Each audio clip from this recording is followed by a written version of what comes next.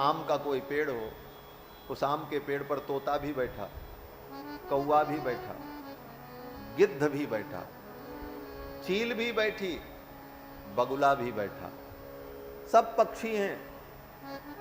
लेकिन उस आम के मधुर फल को, उस फल के रस को कौन चखने में समर्थ होता है? बैठे सब पक्षी हैं, लेकिन उस रस को चखने में समर्थ कौन होता? बोले तोता। उसी पेड़ की डाली पर गिद्ध भी बैठा है, लेकिन गिद्ध उस आम की ओर नहीं देखता, वो तो देखता है कहीं सड़ा मांस दिख जाए तो हम उसे खा लें। उसकी दृष्टि सड़े मांस पर है, वहीं बगल में उसके पास मधुर फल है, उसको वो नहीं देखता। उसी पेड़ की डाली पर बगुला भी बैठा है, पक्षी है, लेकिन बगुले की दृष्टि तालाब की उस मछली पर लगी हुई है, कहां दिख जाए, बगल में मधुर फल है, लेकिन उसका आस्वादन नहीं कर पाता। सुखदेव जैसा पक्षी, विरक्त वैराग्य संपन्न पक्षी ही उस आम की डाली पर बैठकर आम के उस फल के रस का आस्वाद करता है। उसी प्रकार वेद शास्त्र को तो बहुत से लोग पढ़ते हैं, वेद शास्त्र की पंक्तियों को रटते हैं, पढ़ते हैं, रखते हैं, देखते हैं, समझते भी हैं, लेकिन वो सब समझने के बाद भी वो उसी प्रकार के पक्षी बनकर के रह जाते हैं जैसे गिद्ध, कौवा, बगुला बैठे तो हैं पेड़ की डाली पर, लेकिन पेड़ के फल से उनको मतलब नहीं, उनको मतलब तो तत्त वस्तुओं से।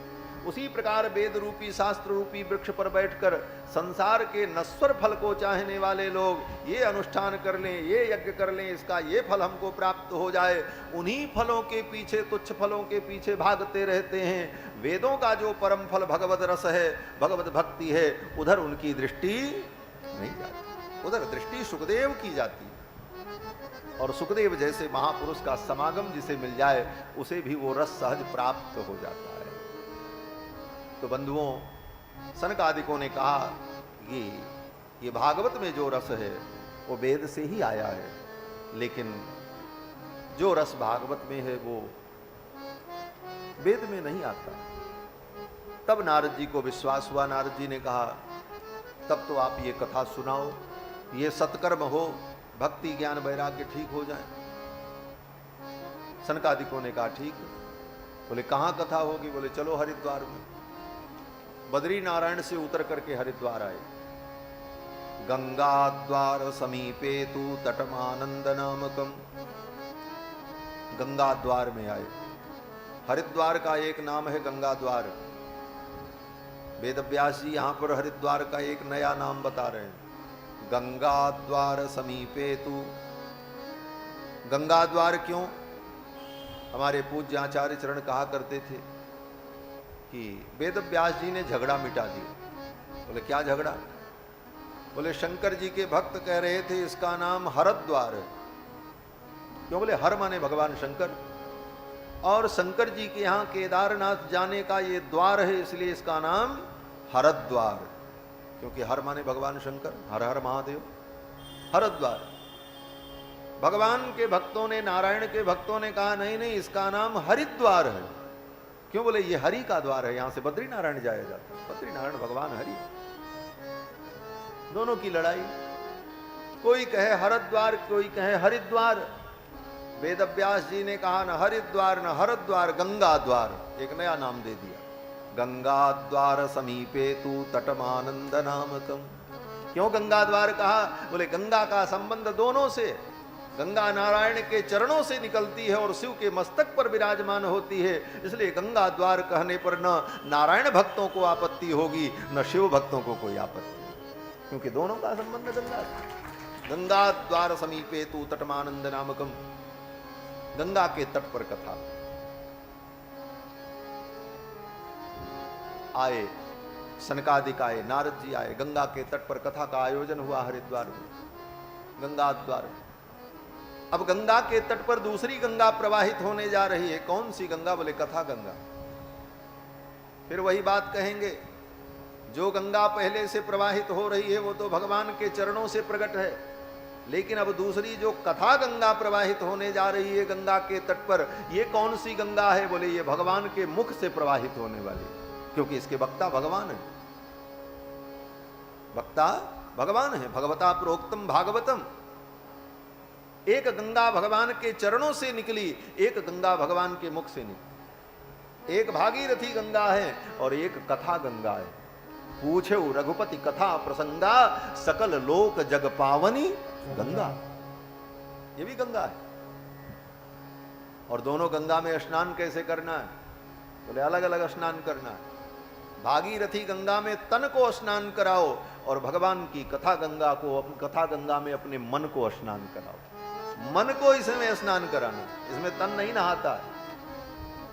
तन कहीं भी पड़ा रहे, चाहे लेटा रहे, चाहे टेके रहे, लेकिन मन कथा में लगा रहे। कथा में क्या कह रहे हैं महाराज, ये मन को स्नान कराना। आप आगे बैठे हो कि पीछे बैठे हो, वीआईपी दीर्घा में बैठे हो कि साधारण लोगों के बीच में बैठे हो, महत्व इसका नहीं है। आपका मन कथा में कितना डूबा है, महत्व इसका है। आप कैमरा के सामने बैठे हो कि कोर्ट में बैठे हो, इसका महत्व नहीं। महत्व इतना है कि आप कथा में बैठे हो, आपका मन कथा में डूबा हो। तो तन को भागीरथी गंगा में स्नान कराएं और मन को कथा गंगा में स्नान करें। व्यास जी कहते हैं कि एतस्माद् अपरम किंचिन मनः शुद्ध्यै न विद्यते। भगवान की कथा के अतिरिक्त मन को शुद्ध करने वाला दूसरा कोई साधन नहीं। मन को शुद्ध करने की कोई दूसरी दवा आज तक बनी नहीं। मन को शुद्ध करने के लिए कोई ऐसा पाउडर नहीं बना, कोई ऐसा मंत्र नहीं बना, कोई ऐसी विधि नहीं है कि जो आप प्रयोग कर लो मन शुद्ध हो जाए। वेदव्यास जी कहते हैं कि एतस्माद् अपरम, भगवान की कथा के अतिरिक्त मनः शुद्ध्यै न विद्यते। मन की शुद्धि के लिए दूसरा कोई साधन नहीं। अगर मन को शुद्ध करना है तो भगवान की कथा सुननी पड़ेगी और कथा से ही मन शुद्ध होगा, दूसरा कोई उपाय नहीं। लोग बड़ी बड़ी बातें करते हैं, मन चंगा तो कटौती में गंगा। मन चंगा तो कटौती में गंगा। महाराज मन चंगा होना चाहिए, बाकी क्या है? बात सही है, यहां तक तो तुमने बात ठीक कही, मन चंगा तो कटौती में गंगा। लेकिन ये कहने से मन चंगा नहीं होगा। मन को चंगा करने का उपाय क्या है, वो उपाय करना पड़ेगा। तो मन को चंगा करने का उपाय क्या है? बोले मन को चंगा करने का उपाय यही है कि मन को भगवान की कथा गंगा में स्नान कराओ तो ये मन आपका चंगा हो जाए। कथा गंगा में स्नान कराएंगे नहीं, कथा सुनेंगे नहीं, प्रपंच सवेरे से शाम तक करते रहेंगे और कहेंगे मन चंगा तो कटौती में गंगा। धोखा दे रहे हो अपने आप को। जीवन में तुम्हारा मन कभी चंगा नहीं होगा। जिस किसी का भी मन चंगा, बोले गंगा के तट पर कथा होने जा रही है, कहां कहां हल्ला मच गया। बोले भूर्लोके देवलोके च ब्रह्मलोके तथैव च। भूलोक में, देवलोक में, ब्रह्मलोक में, तीनों लोकों में ये समाचार दौड़ गया। क्या? बोले गंगा के तट पर भागवत की कथा होने जा रही। बोले महाराज भागवत की कथा होती है, बगल वाले को नहीं पता चलता, गली गली तो होती है। कहते हैं ये ऐसी कथा नहीं थी महाराज।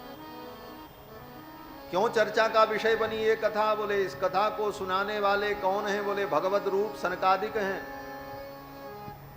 आयोजन करने वाले कौन हैं? बोले भगवान के अवतार भूत परम भागवत देवर्षि नारद हैं। इस कथा को सुनने वाले मुख्य यजमान कौन है? बोले भक्ति है, ज्ञान है, वैराग्य है। कहाँ ये कथा हो रही है? बोले खेत खरिहान में, होटल धर्मशाला में नहीं हो रही है। ये कथा गंगा के पावन तट पर मायापुरी में, जो मायापुरी भगवान का हृदय है। हरिद्वार भगवान का हृदय है हमारा। ये सातों मोक्षदायिनी पुरियां भगवान के एक एक अंग में प्रतिष्ठित हैं। विष्णोर पाद अवंतिका गुणमयी मध्यंच कांचीपुरी। अयोध्यापुरी ओ अवंतिकापुरी भगवान के चरणों में, मध्यच कांचीपुरी कमर में कांचीपुरी, नाभिम द्वारवती द्वारिकापुरी भगवान की नाभि, तथा च हृदयम मायापुरी हरिद्वार मायापुरी भगवान का हृदय है। ग्रीवा मूल मुदाहरंती मथुरा, मथुरा भगवान की ग्रीवा है, कंठ। मथुरा भगवान के कंठ में प्रतिष्ठित है। नासांच वाराणसी, वाराणसी भगवान की नाक में प्रतिष्ठित है। एतद ब्रह्म पदम बदंती मुनयोर अयोध्यापुरी मस्तकम, और ये अयोध्यापुरी भगवान के मस्तक पर विराजमान है। ये सातों मोक्षदायिनी पुरियां भगवान के तत्त अंग में प्रतिष्ठित हैं। अयोध्या में बैठे हो तो ठाकुर के सिर पर बैठे हो। एक महात्मा बड़ा सुंदर भाव कहते थे, ये ठाकुर जी का सिर है अयोध्या, तो हम लोग ठाकुर जी के सिर पे बैठे हैं। बोले हाँ। क्यों? बोले अयोध्यावासी भगवान को अति प्रिय हैं, और बच्चा जब अत्यंत प्रिय होता है तो बाप क्या करता? बोले बच्चे को अपने सिर पे बैठा लेता, अपने ऊपर चढ़ा लेता, बोले बैठो बेटा, और उसको घुमाता है। उसी तरह ठाकुर अयोध्यावासियों को अपने सिर पर बैठाए। अति प्रिय मोही यहाँ के वासी, ये अयोध्या भगवान का मस्तक है, अयोध्यापुरी मस्तकम। तो मायापुरी भगवान का हृदय, भगवान के हृदय में कथा। कथा किसकी? बोले भगवान की। सुनने वाले कौन? बोले भक्ति महारानी। सुनाने वाले कौन? बोले नारद जी, ओ सनकादिक। आयोजन करता नारद जी। ऐसी पवित्र परिस्थिति प्रकट हुई, और वहां कथा जब प्रारंभ हुई तो बड़े बड़े लोग कथा सुनने आए। कौन कौन आए? बोले श्रीमद् भागवत पीयूष पानाय रसलंपटाः। क्या शब्द है वेद व्यास जी के कि श्री भागवत पीयूष पानाय, इस भागवत रूपी अमृत को पीने के लिए, श्रीमद् भागवत पीयूष पानाय रसलंपटाः, जो रस लंपट थे वो आए कथा सुनने। संसार में लंपट उसको कहा जाता है जो लालची हो, छिछोर हो, जिसकी जीभ खाना देख करके लंबी निकल जाए, जीभ से लार टपकने लग जाए, तो लोग कहते हैं बड़ा लंपट है, बड़ा लालची है भाई। लेकिन यहां भी लंपट की बात आई, लेकिन कैसा लंपट? बोले भगवान की कथा रस पीने का लंपट। जो भागवत पीयूष पानाय रस लंपटा, ऐसा रस लंपट होना बड़े गर्व की बात है। जो भगवान की कथा का रस लंपट हो जाए वो तो धन्य हो जाता है। ऐसे रस लंपट लोग कथा सुनने के लिए आए। कैसे आए? बोले धावंतो प्यायजु सर्वे, दौड़ते हुए आए।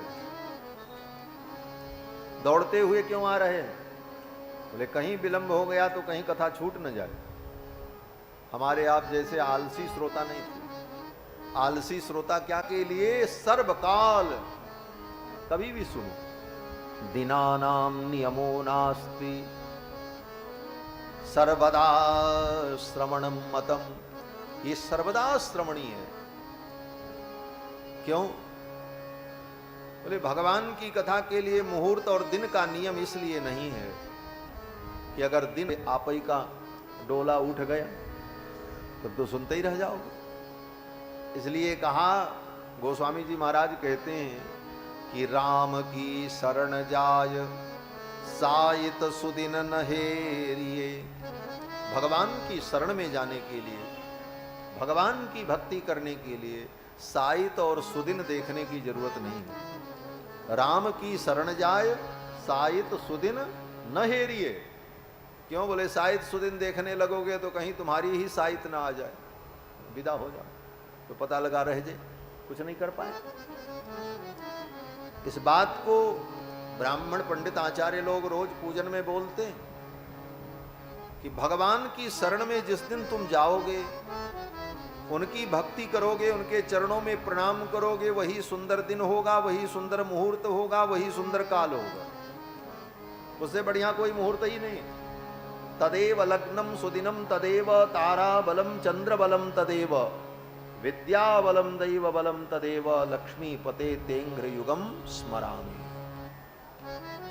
तदेव, वही सुंदर काल है, वही सुंदर मुहूर्त है। कथा की विधि का वर्णन किया। कथा चल रही, कथा में कीर्तन हुआ। कथा में जब कीर्तन होने लगा तब तक उसी कीर्तन में भक्ति महारानी अपने पुत्र ज्ञान वैराग्य को लेकर के आ गई। भक्ति सुतौ तौ तरुणौ गृहीत्वा प्रेमैक रूपा सहसा विरासीत। भक्ति महारानी अपने पुत्र ज्ञान वैराग्य को लेकर के कहाँ? बोले उसी कथा में आ गई। तत्राविरासी। भक्ति महारानी आई अपने पुत्र ज्ञान वैराग्य को लेकर, और श्रोता वक्ता के बीच में जो जगह थी वहीं पर आ गए। और भक्ति महारानी कुछ गुनगुना रही थी, उनके मुख से मधुर मधुर स्वर निकल रहा था।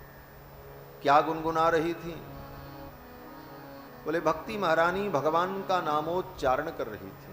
श्री कृष्ण गोविंद हरे मुरारे, नाथेति नामानि मुहुर्वदन्ति। श्री कृष्ण गोविंद हरे मुरारे, हे नाथ नारायण वासुदेव। यही कीर्तन करती हुई भक्ति महारानी आ गई। अब लोगों ने देखा, अरे ये यहां कैसे आ गई? इधर लोग बैठे हैं, इधर व्यास पीठ लगी है, इधर संतों की दीर्घा है, इधर गुणी जनों की दीर्घा है। किधर से ये भक्ति महारानी आई? इनको आते किसी ने नहीं देखा, और यहां बीचों बीच में ये प्रकट हो गई। तो श्रोताओं ने प्रश्न किया कि कथम प्रविष्टा, ये कहां से आई? कथमागतेयम, कैसे आई? मध्ये मुनीनाम इति तर्कयन्तः, ये मुनियों के मध्य में कैसे आ गई बीचों बीच में? किसी ने आते नहीं देखा, इनका आगमन कैसे हुआ?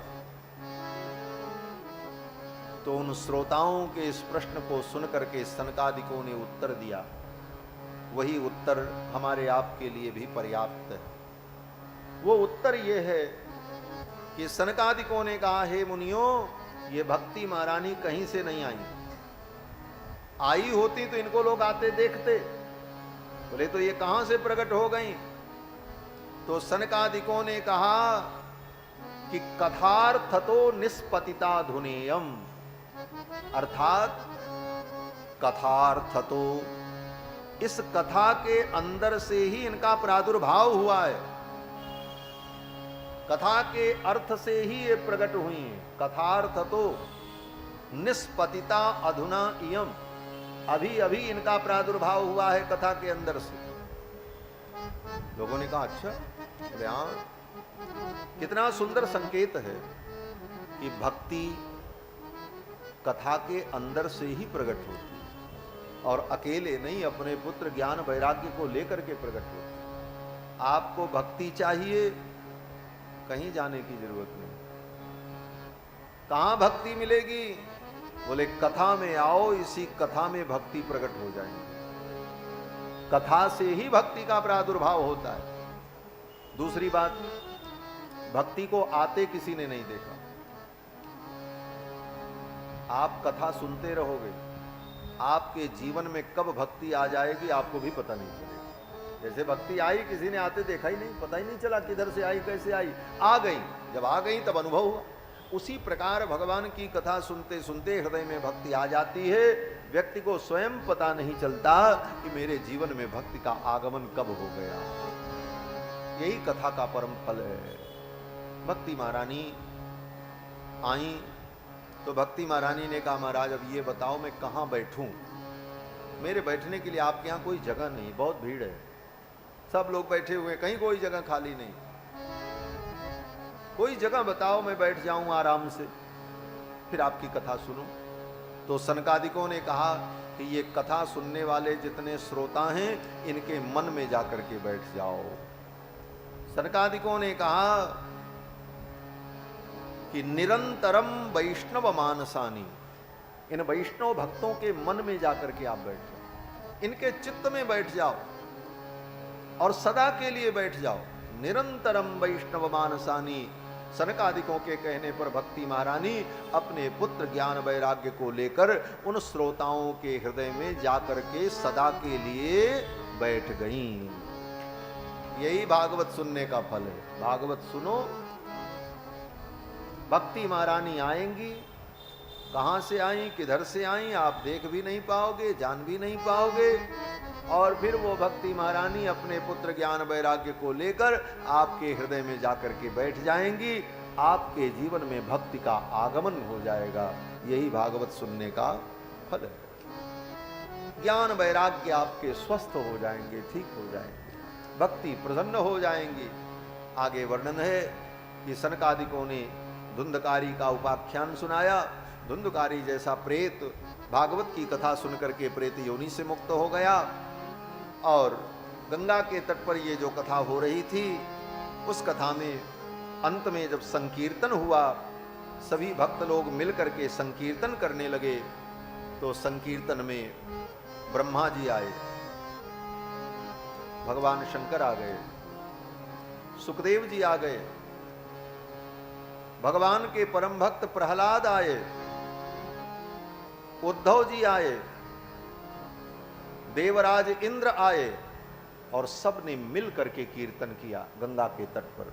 उस कथा में भवो भवान्या कमलासनस्तु, भवो भवान्या, भगवान शंकर आए, साथ में भवानी आई पार्वती, लेकिन कमलासनस्तु, ब्रह्मा जी का अकेले नाम लिया, ब्रह्मा जी आए, कमलासनस्तु, उनके साथ सरस्वती नहीं आई। भवो भवान्या, भगवान शंकर के साथ भवानी तो आई, लेकिन कमलासनस्तु, कमलासन ब्रह्मा अकेले आए। बोले इनकी पत्नी सरस्वती नहीं आई? बोले वो पहले ही आ गई थी। बोले क्यों? बोले सरस्वती आएंगी तभी तो कथा होगी, सरस्वती को तो पहले आना पड़ता। भगवती सरस्वती शारदा न हो तो भगवान की कथा कैसे होगी? तो सरस्वती तो पहले ही आकर के वक्ता के जिह्वा पर विराजमान हो गई, इसलिए ब्रह्मा अकेले आए।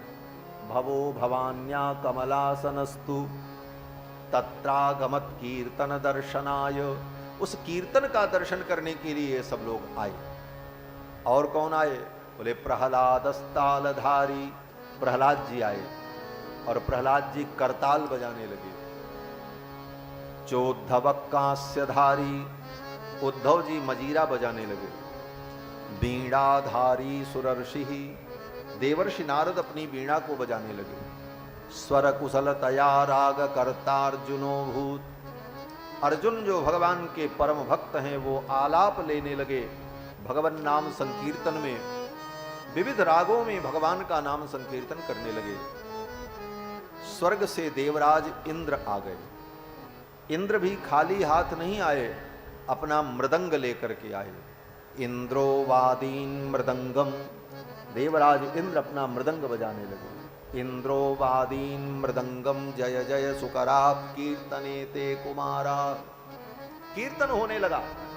देवराज इंद्र जब मृदंग बजाने लगे तो मृदंग की बोल निकल रही थी, धिक्ताम धिक्ताम धिगेताम। किसी ने कहा ये क्या निकल रहा है? भक्तों ने कहा ये मृदंग भी कीर्तन कर रहा है, संसार के प्राणियों को उपदेश दे रहा है। हे संसार के प्राणियों, अगर गोविंद के चरणों की भक्ति नहीं की तो तुमको धिक्कार है, धिक्कार है, धिक्कार है। धिक्ताम धिक्ताम धिगेताम इति कथयति कीर्तनस्थो मृदंगः, कीर्तन में बजने वाला मृदंग ये कहता है कि अगर तुम भगवान की भक्ति नहीं कर रहे हो, भगवान का नामोच्चारण नहीं कर रहे हो तो तुमको धिक्कार है, तुम्हारा मनुष्य बनना बेकार है। मुझे देखो, तुम तो जिंदा हो, मैं मुर्दा हूं, मैं मरने के बाद भी गोविंद का कीर्तन कर रहा हूं, तुम जीवित रह करके भी गोविंद का कीर्तन नहीं। ये धिक्कार मिल रही है उस मृदंग की बोल से। देवराज इंद्र मृदंग बजाने लगे। इंद्रो वादीन मृदंगम जय जय सुकराह कीर्तने ते कुमाराह। और फिर सुखदेव भगवान आ गए, सुखदेव भगवान नृत्य करने लगे।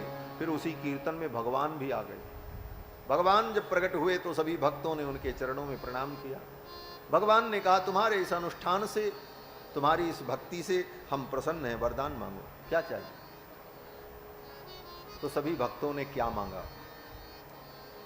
आज के भक्त होते तो कोई कहता हमको 10 किलो सोना दे दो, कोई कहता हमको करोड़ रुपया दे दो, कोई कहता हमको नाती पोता दे दो। लेकिन वहां जितने भक्त थे सब निष्काम थे, संसार की कोई कामना उन भक्तों में थी ही नहीं। उन सब भक्तों ने कहा हे प्रभु, अगर आप देना चाहते हैं तो आप यही वरदान दे दीजिए कि जैसे आज आपने हमारे इस कीर्तन और अनुष्ठान से प्रसन्न होकर हमें दर्शन दिया, हम पर कृपा की, इसी तरह कहीं भी आपके भक्त आपका कीर्तन करें, आपकी कथा का अनुष्ठान करें, तो उन भक्तों पर भी ऐसे ही आप कृपा करते रहना, यही वरदान हमको चाहिए। ये वरदान है। हम पर तो आपने कृपा की, लेकिन और भक्तों पर भी ऐसे ही आपकी कृपा हो। यही मांगा। भगवान ने कहा तथास्तु। फिर तो भगवान अंतर्धान हो गए। 6 अध्याय में सूत जी ने शौनकादि मुनियों को भागवत के इस महात्म्य का वर्णन किया है। इस कथा से ज्ञान वैराग्य भक्ति तीनों स्वस्थ हो गए। धुंधकारी जैसे प्रेत को प्रेत योनि से मुक्ति की प्राप्ति हो गई। कथा सुनने सुनाने वाले को भगवान का दर्शन प्राप्त हो गया। यही इस कथा का फल है। कोई पूछे भागवत सुनने से क्या मिलेगा, क्या हो जाएगा? बोले भैया, भागवत सुनने से न कोई फैक्ट्री लग जाएगी, न तो कोई तुम्हारी कंपनी बन जाएगी, न भागवत सुनने से तुमको तुम्हारे मन के अनुकूल संतति पुत्रादि की प्राप्ति हो जाए। बोले ये सब फल लौकिक फल है। भागवत सुनने का परम फल यही है कि हमारे जीवन में ज्ञान वैराग्य भक्ति की प्रतिष्ठा हो जाए। अहंकार रूपी अज्ञान रूपी जो धुंधकारी है हमारे जीवन में, उसकी निवृत्ति हो जाए और गोविंद का दर्शन हो जाए, गोविंद का साक्षात्कार हो जाए, इस जीवन में ही उनकी अनुभूति हो जाए। मरने के बाद तो वैकुंठ मिलेगा। कथा सुन रहे हो, चरणामृत पी रहे हो, राम राम कर रहे हो, मरने के बाद तो भगवान मिलेंगे ही। लेकिन मरने के बाद ही भगवान मिले तो फिर भक्त में और राक्षस में अंतर क्या रहा? मरने के बाद तो उन असुरों को भी भगवान मिलते हैं, उनको भी वैकुंठ मिलता है। कहां जाएंगे बेचारे? ये हताश चक्रधरेण राजन त्रैलोक्य नाथेन जनार्दन। मरने के बाद वैकुंठ मिले, ये कोई बहुत बड़ी बात नहीं है। बड़े बड़े पापियों को भी मरने के बाद वैकुंठ मिल जाता है। गुणाक्षर न्याय से उनकी मुक्ति हो जाती है। बड़ा से बड़ा पापी हो, मर जाए, ले जाकर के गंगा के किनारे उसका दाह संस्कार कर दो, उसकी राख गंगा में फेंक दो, गंगा के प्रताप से वो मुक्त हो जाए, वैकुंठ चला जाए। सगर के पुरखों का उद्धार ऐसे ही हुआ। उनकी राख ही गंगा में गई थी, वो तो गंगा नहाए भी नहीं थे, तब गंगा धरती पर थी नहीं, उनको मुक्ति मिली। तो मरने के बाद मुक्ति मिले ये कोई बहुत बड़ी बात नहीं है। बड़ी बात ये है कि इस मानव जीवन में हम मुक्त हो जाएं, वासनाओं से मुक्त हो जाएं, इच्छाओं से मुक्त हो जाएं, काम क्रोधादि विकारों से मुक्त हो जाएं और इसी जीवन में हमें भक्ति का रस मिल जाए और वैकुंठनाथ भगवान प्रभु गोविंद का, रघुनाथ जी का, गोपाल जी का दर्शन हो जाए, इसी जीवन में भगवान की दिव्य अनुभूति हो जाए। यही वास्तविक मुक्ति है, यही जीवन मुक्ति है। और ये जीवन मुक्ति अगर मिल गई, जीते जी मुक्ति मिल गई, तो इसका फल क्या होगा? बोले इसका फल यही होगा कि फिर व्यक्ति केवल भगवान का गुण गाएगा और भगवान के गुण में ही वो रमण करेगा। जीवन मुक्त महामुनि जेऊ, हरि गुण सुनत अघाही नति। यही कथा का फल है। तो श्रीमद् भागवत के महात्म्य की चर्चा आज हुई। हमने तो सोचा था 10 मिनट सुनाएंगे, आप लोग भी थके हो, और थके तो हम भी थे, लेकिन 1.5 घंटे कथा हो गई भगवान की कृपा से। तो कल समय से हम लोग कथा में उपस्थित होंगे और फिर आगे श्रीमद् भागवत महापुराण के विषय वस्तु का अपनी गति और मति के अनुकूल चिंतन